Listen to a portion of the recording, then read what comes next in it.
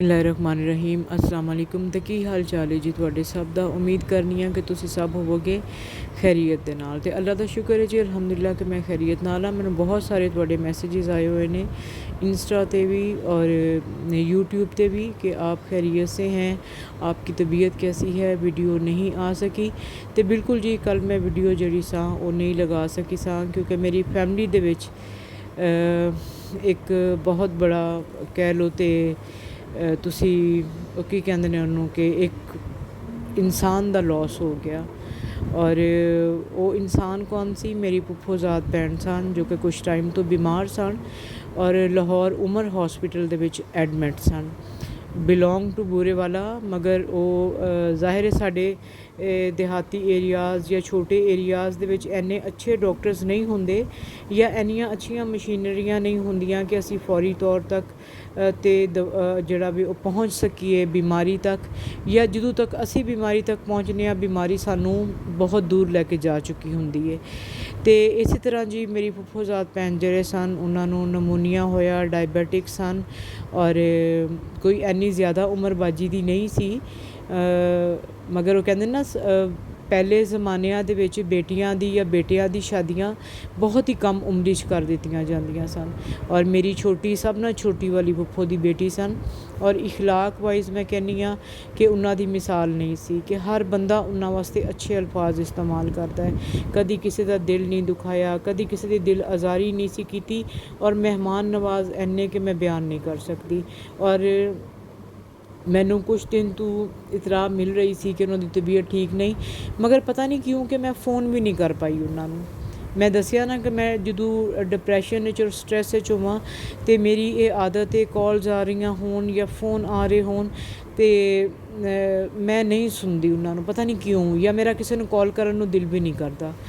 ਔਰ ਮੈਨੂੰ ਮਗਰ ਇਸ ਤਰ੍ਹਾਂ ਤਾਂ ਨਹੀਂ ਸੀ ਸੋਚ ਕੇ ਅੱਲਾ ਨਾ ਕਰੇ ਕਿ ਉਹ ਦੁਨੀਆ ਤੋਂ ਚਲੇ ਜਾਣਗੇ। ਔਰ ਮੇਰੀ ਬਹੁਤ ਪਿਆਰੀ ਫੁੱਫੋ ਦੀ ਬੇਟੀ ਸਨ ਔਰ ਮਤਲਬ ਮੈਂ ਬਾਜੀ ਦੀ ਤਸਵੀਰ ਨਹੀਂ ਲਗਾ ਸਕਦੀ ਪਬਲਿਕਲੀ, ਅਗਰ ਲਗਾ ਸਕਦੀ ਤਾਂ ਤੁਸੀਂ ਇਹੋ ਹੀ ਕਹਿੰਦੇ ਕਿ ਸ਼ਾਇਦ ਕਿ ਮੈਂ ਉਹਨਾਂ ਦਾ ਦੂਸਰਾ ਰੂਪ ਹਾਂ। बहुत ही प्यारी पर्सनैलिटी, बहुत ही खूबसूरत और एक बहुत बड़े लैंडलॉर्ड बाप की बेटी और ਇੰਨੀ ਅੱਛੀ ਆਦਾਤ। ਮੇਰੀ ਫੁੱਫੋ ਜਿਹੜੇ ਸਨ ਉਹਨਾਂ ਦਾ ਬਹੁਤ ਇਖਲਾਕ ਸੀ, ਉਹਨਾਂ ਦਾ ਇੰਨਾ ਮਿਲਣ ਜੁਲਣ ਸੀ ਲੋਕਾਂ ਦੇ ਵਿੱਚ ਕਿ ਚਾਹੇ ਕੋਈ ਗਰੀਬ ਹੈ ਜਾਂ ਅਮੀਰ ਹੈ, ਸਭ ਦੀ ਖੁਸ਼ੀ ਔਰ ਗਮੀ ਦੇ ਵਿੱਚ ਜਿਹੜਾ ਵੀ ਉਹ ਸ਼ਰੀਕ ਰਹਿਣਾ, ਕਿਸੇ ਦੀ ਤਕਲੀਫ ਹੋਣੀ ਉੱਥੇ ਪਹੁੰਚਣਾ। ਵੈਸੇ ਇਹ ਮੇਰੇ ਦਦਿਹਾਲ ਦੇ ਵਿੱਚ ਇਹ ਚੀਜ਼ ਹੈ ਵੇ, ਕੋਈ ਬਿਮਾਰ ਹੈ ਕਿਸੇ ਦੀ ਤਕਲੀਫ ਦਾ ਸੁਣਿਆ ਹੈ ਅਤੇ ਪਹੁੰਚਣਾ ਜ਼ਰੂਰ ਹੈ। ਸਭ ਕੁਛ ਪੈਸਾ ਹੀ ਨਹੀਂ ਹੁੰਦਾ, ਇਨਸਾਨ ਦਾ ਇਖਲਾਕ ਹੀ ਇਨਸਾਨ ਦੇ ਨਾਲ ਜਾਂਦਾ ਹੈ। ਔਰ ਜਦੋਂ ਤੁਸੀਂ ਕਿਸੇ ਭੈਣ ਭਰਾ ਦੀ ਖਬਰ ਵੀ ਨਹੀਂ ਲੈ ਸਕਦੇ, ਉਹਦੀ ਬਿਮਾਰੀ ਦੇ ਬਾਰੇ ਜਾਣ ਵੀ ਜਾਂਦੇ ਹੋ, ਤਾਂ ਮੈਂ ਕਹਿੰਦੀ ਹਾਂ ਤੁਹਾਡੇ ਤੋਂ ਬੜਾ ਬੇਹਿੱਸ ਇਨਸਾਨ ਜਿਹੜਾ ਵੇ ਨਾ ਉਹ ਦੁਨੀਆ 'ਤੇ ਕੋਈ ਨਹੀਂ ਹੋ ਸਕਦਾ। ਅਤੇ ਬਸ ਮੈਨੂੰ ਇੱਕ ਗੱਲ ਦਾ ਅਫਸੋਸ ਸੀ ਕਿ ਮੈਂ ਬਾਜੀ ਦੀ ਖਬਰ ਨਾ ਲੈ ਸਕੀ। ਮੈਂ ਉਹਨਾਂ ਵਾਸਤੇ ਦੁਆ ਕਰਦੀ ਸਾਂ। ਬਾਜੀ ਦੀ ਬੇਟੀ ਜਿਹੜੇ ਨੇ ਉਹ ਮੇਰੇ ਤੋਂ ਕੁਛ ਥੋੜ੍ਹਾ ਬੜੇ ਨੇ, ਮਗਰ ਮੈਂ ਉਹਨਾਂ ਨੂੰ ਵੀ ਬਾਜੀ ਹੀ ਕਹਿੰਦੀ ਹਾਂ। ਔਰ ਉਹਨਾਂ ਦੀ ਮੇਰੀ ਇੱਕ ਬੜੀ ਅੱਛੀ ਫਰੈਂਡਸ਼ਿਪ ਵੀ ਹੈ। ਉਹਨਾਂ ਨਾਲ ਮੇਰੀ ਗੱਲ ਹੁੰਦੀ ਸੀ, ਮਗਰ ਬਾਜੀ ਨਾਲ ਗੱਲ ਕਰਨ ਦਾ ਪਤਾ ਨਹੀਂ ਕਿਉਂ ਮੇਰੇ 'ਚ ਹੌਸਲਾ ਨਹੀਂ ਹੁੰਦਾ ਸੀ। ਔਰ ਉਹ ਮੈਨੂੰ ਅਕਸਰ ਕਹਿੰਦੇ ਹੁੰਦੇ ਸਨ ਕਿ ਫਰਾ ਤੂੰ ਮੇਰੇ ਕੋਲ ਆ ਜਾ, ਮੇਰੇ ਕੋਲ ਆ ਜਾ, ਰਾਣੀ ਵੀ ਤਾਂ ਮੇਰੇ ਕੋਲ, ਤੂੰ ਵੀ ਮੇਰੇ ਕੋਲ ਆ ਜਾ। ਅਤੇ ਫਿਰ ਜਦੋਂ ਮੈਂ ਬਿਮਾਰ ਹੋਣਾ ਤਾਂ ਮੈਨੂੰ ਸੂਰਤਾਂ ਦੱਸਣੀਆਂ ਕਿ ਇਹ ਪੜ੍ਹ, ਇਹ ਦਮ ਕਰਕੇ ਪੀਆ ਕਰ, ਅਗਰ ਤੂੰ ਮੇਰੇ ਕੋਲ ਹੁੰਦੀ ਤਾਂ ਮੈਂ ਜ਼ਰੂਰ ਤੈਨੂੰ ਇਹ ਦਮ ਕਰਕੇ ਤੇ ਪਿਲਾਉਂਦੀ। ਅਤੇ ਰਾਤੀ ਜਦੋਂ ਮੇਰੀ ਭਾਬੀ ਨੇ ਮੈਨੂੰ ਇਤਲਾਹ ਦਿੱਤੀ ਕਿ ਕਿਉਂਕਿ ਮੇਰੀ ਫੁੱਫੋਜ਼ਾਦ ਭੈਣ ਸਨ, ਮੇਰੀ ਭਾਬੀ ਦੀ ਖਾਲਾ ਸਨ, ਅਤੇ ਉਹਨੇ ਮੈਨੂੰ ਕਿਹਾ ਕਿ ਉਹ ਨਾ ਬਾਜੀ ਖਾਲਾ ਫੌਤ ਹੋ ਗਈ ਹੈ। ਅਤੇ ਮੈਂ ਯਕੀਨ ਕਰੋ ਕਿ ਮੇਰੇ ਬੇਇਖਤਿਆਰ ਆਂਸੂ ਗਿਰੇ ਕਿਉਂਕਿ ਜਦੋਂ ਮੇਰੀ ਫੁੱਫੋ ਫੌਤ ਹੋਏ ਸਨ ਨਾ, ਮੈਂ ਆਪਣੀ ਫੁੱਫੋ ਦੇ ਚਿਹਰੇ ਵੱਲ ਨਹੀਂ ਸਾਂ ਦੇਖ ਰਹੀ। ਅੱਜ ਤੋਂ ਮੇਰਾ ਖਿਆਲ ਹੈ ਕੋਈ 12-13 ਸਾਲ ਪਹਿਲਾਂ ਮੇਰੀ ਫੁੱਫੋ ਫੌਤ ਹੋਏ ਸਨ। ਔਰ ਕਿਉਂਕਿ ਮੇਰੀ ਫੁੱਫੋ ਦੀ ਸ਼ਕਲ ਮੇਰੇ ਅੱਬੂ ਨਾਲ ਬਹੁਤ ਜ਼ਿਆਦਾ ਮਿਲਦੀ ਸੀ ਔਰ ਮੈਨੂੰ ਲੱਗਦਾ ਇਸੇ ਤਰ੍ਹਾਂ ਸੀ ਕਿ ਜਿਸ ਤਰ੍ਹਾਂ ਮੇਰੇ ਅੱਬੂ ਨੇ। ਮੈਂ ਵੀ ਆਪਣੇ ਭਤੀਜੇ ਨੂੰ ਔਰ ਭਤੀਜਿਆਂ ਨੂੰ ਕਹਿੰਦੀ ਹਾਂ ਕਿ ਫੁੱਫੋ ਜੋ ਹੋਤੀ ਹੈ ਨਾ ਉਹ ਅੱਬੂ ਹੀ ਹੋਤੀ ਹੈ ਅਗਰ ਸਮਝੋ ਤੇ। ਅਤੇ ਬਹਰਹਾਲ ਜੀ ਇੱਕ ਬਹੁਤ ਬੜਾ ਲੋਸ ਸੀ। ਮੇਰੀ ਫੁੱਫੋ ਦੀ ਬੇਟੀ ਬੜੀ ਪਿਆਰ ਕਰਨ ਵਾਲੀ ਬੇਟੀ ਔਰ ਬੜੀ ਸਲੀਕਾ ਮੰਦ, ਸਲੀਕਾ ਸ਼ੌਰ। ਔਰ ਬਾਜੀ ਮੈਨੂੰ ਕਹਿੰਦੇ ਹੁੰਦੇ ਸਨ ਕਿ ਫਰਾ ਜਦੋਂ ਯਾਨੀ ਕਿ ਮੇਰੀ ਅੰਮੀ ਦੀ ਸ਼ਾਦੀ ਹੋਈ ਅਤੇ ਬਾਜੀ ਕਹਿੰਦੇ ਨੇ ਕਿ ਮੈਂ ਜ਼ਿਆਦਾ ਮਾਮਾ ਜੀ ਕੋਲ ਰਹਿੰਦੀ ਸਾਂ, ਯਾਨੀ ਕਿ ਮੇਰੇ ਅੱਬੂ ਦੇ ਕੋਲ ਨਾ। ਉਹਨਾਂ ਜ਼ਮਾਨਿਆਂ 'ਚ ਬੜੇ ਪਿਆਰ, ਬੜੀਆਂ ਹੀ ਮੁਹੱਬਤਾਂ ਹੁੰਦੀਆਂ ਸਨ। ਔਰ ਇਹ ਜਿਹੜਾ ਤੁਸੀਂ ਦੇਖ ਰਹੇ ਹੋ ਰਸਤਾ, ਇਹ ਅਸੀਂ ਉੱਥੇ ਫੌਤਗੀ 'ਤੇ ਹੀ ਜਾ ਰਹੇ ਸਾਂ। ਅਤੇ ਬਾਜੀ ਕਹਿੰਦੇ ਨੇ ਕਿ ਮੈਂ ਉਹਨਾਂ ਕੋਲ ਰਹਿੰਦੀ ਸਾਂ। ਔਰ ਜਦੋਂ ਮੇਰੀ ਅੰਮੀ ਦੀ ਸ਼ਾਦੀ ਹੋ ਕੇ ਆਈ, ਅਤੇ ਬਾਜੀ ਕਹਿੰਦੇ ਨੇ ਕਿ ਅੰਮੀ ਮੇਰੇ ਨਾਸ਼ਤਾ ਬਣਾ ਰਹੇ ਸਨ। ਔਰ ਬਾਜੀ ਜਿਹੜੇ ਨੇ ਨਾ, ਉਹ ਅੱਬੂ ਦੀਆਂ ਸ਼ਾਇਦ ਕਿ ਸੌਕਸ ਧੁਲੀਆਂ ਸਨ, ਅਤੇ ਉਹਨਾਂ ਨੂੰ ਨਾ ਉਹ ਅੱਗ ਜਿਹੜੀ ਹੈ ਨਾ ਉਹਦੇ ਉੱਤੇ ਉਹ ਸੇਕ ਕੇ ਪਤਾ ਨਹੀਂ ਸੁਕਾ ਰਹੇ ਸਨ ਜਾਂ ਕੀ ਕਰ ਰਹੇ ਸਨ। ਅਤੇ ਕਹਿੰਦੇ ਨੇ ਕਿ ਮਾਮਾ ਜੀ ਮੇਰੀਆਂ ਤਾਰੀਫਾਂ ਮਾਮੀ ਨੂੰ ਕਰ ਰਹੇ ਸਨ ਕਿ ਵੀ ਮੇਰੀ ਭੈਣ ਦੀ ਬੇਟੀ ਹੈ ਔਰ ਬੜੀ ਸਲੀਕਾ ਸ਼ੁਆਰ ਹੈ, ਸਲੀਕਾ ਮੰਦ ਹੈ। ਉਸ ਟਾਈਮ ਬਾਜੀ ਸ਼ਾਦੀशुदा ਸਨ, ਬੜੀ ਕਮ ਉਮਰੀ ਸ਼ਾਦੀ ਹੋਈ ਔਰ ਬਾਜੀ ਦੇ ਮਤਲਬ ਬੱਚੇ ਵੀ ਹੈ ਸਨ। ਔਰ ਬਾਜੀ ਕਹਿੰਦੇ ਨੇ ਕਿ ਉਸੇ ਦੇਰ ਦੇ ਵਿੱਚ ਹੀ ਨਾ ਮੇਰੇ ਕੋਲ ਜਿਹੜੀ ਜੁਰਾਬ ਸੀ ਨਾ ਉਹ ਜਲ ਗਈ। ਕਹਿੰਦੇ ਨੇ ਮੈਂ ਦਿਲ 'ਚ ਇੰਨੀ ਸ਼ਰਮਸਾਰ ਹੋਈ ਕਿ ਮਾਮਾ ਜੀ ਮੇਰੀਆਂ ਇੰਨੀਆਂ ਤਾਰੀਫਾਂ ਕਰ ਰਹੇ ਨੇ, ਔਰ ਮਾਮੀ ਮੇਰੀ ਨੇ ਕਹਿਣਾ ਹੈ ਕਿ ਆਪਣੀ ਭਾਂਜੀ ਦੀਆਂ ਤਾਰੀਫਾਂ ਕਰ ਰਹੇ ਨੇ, ਔਰ ਭਣੇਵੀਂ ਕਿੱਡੀ ਅਕਲਮੰਦ ਹੈ ਕਿ ਉਹਦੇ ਕੋਲੋਂ ਸੌਕਸ ਜਲ ਗਈ ਹੈ। ਅਤੇ ਇਹੋ ਜਿਹੀਆਂ ਗੱਲਾਂ ਮੈਨੂੰ ਉਹਨਾਂ ਨੇ ਸੁਣਾਉਣੀਆਂ। ਅਕਸਰ ਮੈਨੂੰ ਫ਼ੋਨ ਕਰਨਾ ਔਰ ਕਹਿਣਾ ਕਿ ਤੂੰ ਮੇਰੇ ਕੋਲ ਜਿਹੜਾ ਹੈ ਨਾ ਆ। ਔਰ ਇੱਕ ਦਫਾ ਇਸੇ ਤਰ੍ਹਾਂ ਹੀ ਹੋਇਆ ਕਿ ਈਦ ਸੀ, ਔਰ ਮੈਨੂੰ ਮੇਰੀ ਬਾਜੀ ਦੀ ਬੇਟੀ ਨੇ ਫ਼ੋਨ ਕੀਤਾ, ਰਾਨੀ ਬਾਜੀ ਨੇ ਮੈਨੂੰ ਕਾਲ ਕੀਤੀ। ਔਰ ਮੈਨੂੰ ਉਹਨਾਂ ਨੇ ਆਪਣੇ ਭਾਈ ਦਾ ਕਿਹਾ ਕਿ ਅਸੀਂ ਸਭ ਸ਼ਾਹਿਦ ਦੇ ਘਰ ਜਾ ਰਹੇ ਹਾਂ। ਈਦ ਦਾ ਸੈਕਿੰਡ ਡੇ ਸੀ, ਅਤੇ ਮੈਂ ਛੋਟੇ ਭਾਈ ਨੂੰ ਭੇਜ ਰਹੀ ਹਾਂ, ਉਹ ਤੈਨੂੰ ਲੈਣ ਵਾਸਤੇ ਫਰਾ ਆ ਰਿਹਾ ਵੇ। ਅਤੇ ਇਹ ਸਾਡਾ ਭਰਾਵਾਂ ਦਾ ਜਿਹੜਾ ਘਰ ਹੁੰਦਾ ਨਾ, ਭੈਣਾਂ ਦਾ ਉਹੀ ਮੇਕਾ ਘਰ ਹੁੰਦਾ। ਇਹ ਸਾਡਾ ਵੀ ਮੇਕਾ ਘਰ ਵੇ ਔਰ ਤੇਰਾ ਵੀ ਮੇਕਾ ਘਰ ਹੈ। ਮੈਨੂੰ ਉਹ ਅਲਫਾਜ਼ ਸੁਣ ਕੇ ਇੰਨੀ ਖੁਸ਼ੀ ਹੋਈ ਕਿ ਕਿਸੇ ਨੇ ਕੀ ਮੇਰੇ ਆਪਣੇ ਹੀ ਖੂਨ ਦੇ ਰਿਸ਼ਤੇ ਨੇ। ਕਿਉਂਕਿ ਮਾਂ ਜੋ ਚੀਜ਼ ਸੀ ਨਾ, ਮਾਂ ਨੇ ਆਪਣੇ ਬੱਚਿਆਂ 'ਚ ਵੀ ਕਨਵਰਟ ਕੀਤੀ ਕਿ ਰਿਸ਼ਤੇ ਹੁੰਦੇ ਕੀ ਨੇ। ਰਿਸ਼ਤੇ ਖਾਲੀ ਇਹ ਨਹੀਂ ਹੁੰਦੇ ਫੁੱਫੀ ਦੀ ਬੇਟੀ, ਚਾਚਾ ਦੀ ਬੇਟੀ, ਮਾਮੂ ਦੀ ਬੇਟੀ ਜਾਂ ਖਾਲਾ ਦੀ ਬੇਟੀ। ਜਦੋਂ ਉਹਨਾਂ ਰਿਸ਼ਤਿਆਂ ਦੇ ਵਿੱਚ ਅਹਿਸਾਸ ਨਹੀਂ ਹੋਏਗਾ ਤਾਂ ਰਿਸ਼ਤਾ ਕਿਸ ਗੱਲ ਦਾ। ਇਸੇ ਤਰ੍ਹਾਂ ਮੈਨੂੰ ਜਦੋਂ ਮੈਂ ਕੱਲ੍ਹ ਉੱਥੇ ਗਈ ਔਰ ਮੇਰੀ ਫੀਲਿੰਗਸ ਮਤਲਬ ਇੰਨੀਆਂ ਅਜੀਬ ਸਨ, ਕਿਉਂਕਿ ਉਹਨਾਂ ਦੀ ਬੜੀ ਬੇਟੀ ਉਹਨਾਂ ਦੇ ਨਾਲ ਰਹਿੰਦੇ ਸਨ। ਔਰ ਰਾਨੀ ਬਾਜੀ ਦੀਆਂ ਵੀ 2 ਬੇਟੀਆਂ ਨੇ। ਉਹਨਾਂ ਦੀ ਸ਼ਾਦੀ ਇੱਕ ਬੜੀ ਹੀ ਮਤਲਬ ਬੜੀ ਪੀਰਾਂ ਦੀ ਫੈਮਿਲੀ 'ਚ ਹੋਈ, ਯਾਨੀ ਕਿ ਸਾਡੀ ਬੜੀ ਫੁੱਫੋ ਦੀ ਉਹ ਬਹੂ ਬਣੇ। ਔਰ ਮੇਰੀ ਬੜੀ ਫੁੱਫੋ ਜਿਹੜੇ ਸਨ, ਉਹਨਾਂ ਦੀ ਸ਼ਾਦੀ ਹੋਈ ਸੀ ਮੜ ਬਲੋਚਾਂ। ਔਰ ਉਹਨਾਂ ਨੇ ਫਿਰ ਅੱਗੋਂ ਆਪਣੀ ਭੈਣ ਦੀ ਨਵਾਸੀ ਜਿਹੜੀ ਹੈ ਨਾ ਆਪਣੇ ਸਭ ਨਾਲੋਂ ਛੋਟੇ ਵਾਲੇ ਬੇਟੇ ਵਾਸਤੇ ਲਈ। ਅਤੇ ਸਾਡੇ ਆਪਸ ਦੇ ਰਿਸ਼ਤੇ ਜਿਹੜੇ ਨੇ ਇਸ ਤਰ੍ਹਾਂ ਦੇ ਨੇ। ਔਰ ਕਿਸੇ ਨੂੰ ਕੁਛ ਦੇ ਦੇਣਾ ਹੀ ਕੁਛ ਨਹੀਂ ਹੁੰਦਾ। ਤੁਸੀਂ ਸਭ ਨਾਲ ਪਹਿਲਾਂ ਆਪਣਾ ਇਖਲਾਕ ਦਿਓ, ਆਪਣਾ ਪਿਆਰ ਦਿਓ, ਆਪਣਾ ਅਹਿਸਾਸ ਦਿਓ। ਨਾ ਤਾਂ ਕੋਈ ਪੈਸੇ ਦੀ ਜ਼ਰੂਰਤ ਹੁੰਦੀ ਹੈ ਔਰ ਨਾ ਹੀ ਕੋਈ ਚੀਜ਼ਾਂ ਦਾ ਭੁੱਖਾ ਹੁੰਦਾ ਵੇ। ਔਰ ਮੈਂ ਕਹਿੰਦੀ ਹਾਂ ਕਿ ਮੇਰੀ ਉਸ ਭੈਣ ਦੇ ਜਾਣ ਨਾਲ ਮੈਨੂੰ ਸ਼ਦੀਦ ਤਕਲੀਫ ਔਰ ਦੁੱਖ ਹੋਇਆ ਕਿ ਇਨਸਾਨ ਦੀ ਇਹ ਜ਼ਿੰਦਗੀ ਹੈ ਕਿ ਪਤਾ ਵੀ ਨਹੀਂ ਚੱਲਦਾ। ਇੱਕ ਚੰਗਾ ਭਲਾ ਇਨਸਾਨ, ਇੱਕ ਹੱਸਦਾ ਖੇਡਦਾ ਇਨਸਾਨ ਦੁਨੀਆ ਤੋਂ ਚਲਾ ਜਾਂਦਾ ਵੇ। ਔਰ ਮੇਰੇ ਵਾਸਤੇ ਬੜੀਆਂ ਹੀ ਬਾਜੀ ਦੀਆਂ ਦੁਆਵਾਂ ਹੁੰਦੀਆਂ ਸਨ। ਔਰ ਮੈਨੂੰ ਉਹ ਕਹਿੰਦੇ ਹੁੰਦੇ ਸਨ ਕਿ ਤੂੰ ਆ ਜਾਇਆ ਕਰ ਮੇਰੇ ਕੋਲ, ਤੂੰ ਫ਼ੋਨ ਕਰਕੇ ਕਹਿ ਦਿਆ ਕਰ, ਤੈਨੂੰ ਫਾਹਦ ਜਾਂ ਸ਼ਾਹਿਦ ਕੋਈ ਵੀ ਲੈਣ ਵਾਸਤੇ ਆ ਜਾਇਆ ਕਰੇਗਾ। ਔਰ ਬਾਜੀ ਇੰਨੇ ਮਤਲਬ ਖੁਸ਼ ਨਸੀਬ ਸਨ। ਮੈਂ ਉਹਨਾਂ ਦੀਆਂ ਬਹੂਆਂ ਵਰਗੀਆਂ ਬਹੂਆਂ ਵੀ ਕਿਧਰੇ ਨਹੀਂ ਦੇਖਣੀਆਂ।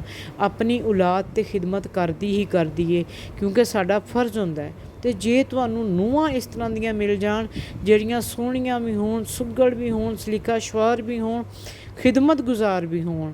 ਹਾਲਾਂਕਿ ਬਹੂਆਂ ਦੋਨੋਂ ਉਹਨਾਂ ਦੀਆਂ ਆਪਣੇ ਆਪਣੇ ਘਰਾਂ 'ਚ ਸਨ, ਅਲੱਗਾ ਸਨ। ਮਗਰ ਮੈਂ ਕਹਿੰਦੀ ਹਾਂ ਕਿ ਮੈਂ ਸੁਣ ਕੇ ਹੈਰਾਨ ਸਾਂ ਹਰ ਬੰਦੇ ਦੇ ਮੂੰਹ 'ਚੋਂ ਕਿ ਦਿਨ ਰਾਤ ਉਹਨਾਂ ਦੀ ਬਹੂਆਂ ਨੇ ਉਹਨਾਂ ਦੀ ਬੇਇੰਤਹਾ ਖਿਦਮਤ ਕੀਤੀ।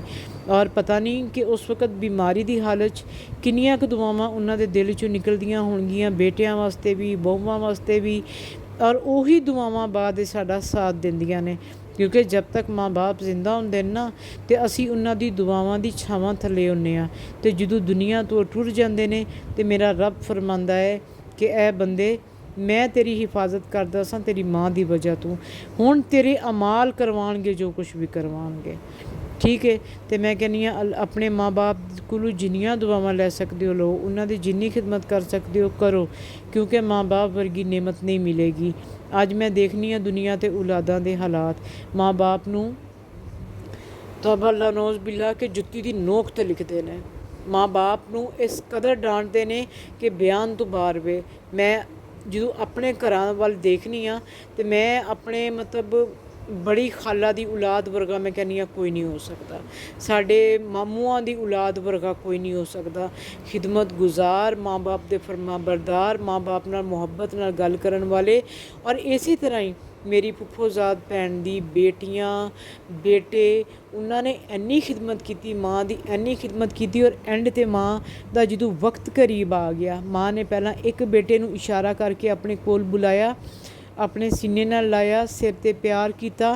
फिर दूसरे बेटे नूं बुलाया, सिर अपने सीने ते रखिया, सिर ते प्यार किया, मत्था चुमिया। फिर अपने भरा नूं बुलाया। साडे तरह वो भी दो भैन भरा सन। अपने भाई नूं बुलाया, अपने भरा दा हत्थ पकड़िया और अपने दोनों बेटियां दे हत्थ अपने भरा दे हत्थ विच दिते, यानी कि उन्हां नूं अल्लाह तो बाद अपने भरा दे सुपुर्द किया। तो यह देखो जी, असी पहुँच रहे गए सां अपनी फुफ्फो दे घर। इत्थे हैल्थ सेंटर भी है, गर्ल्स हाई स्कूल भी है, जो कि मेरे फुफ्फा जी ने गौरमेंट नूं ये ज़मीन दी सी, स्कूल वास्ते भी और हैल्थ सेंटर वास्ते भी। और 5 एकड़ ज़मीन मेरे फुफ्फा जी ने लिख के दी है कि गौरमेंट जदों भी कॉलेज बनाना चाहे इत्थे बना सकती है। ਇਹੋ ਜਿਹੇ लोग दुनिया ते बहुत ही कम ने। अज तो कोई एक वाटर फिल्ट्रेशन प्लांट वास्ते भी 2 मरले 3 मरले जगह देना पसंद नहीं करता।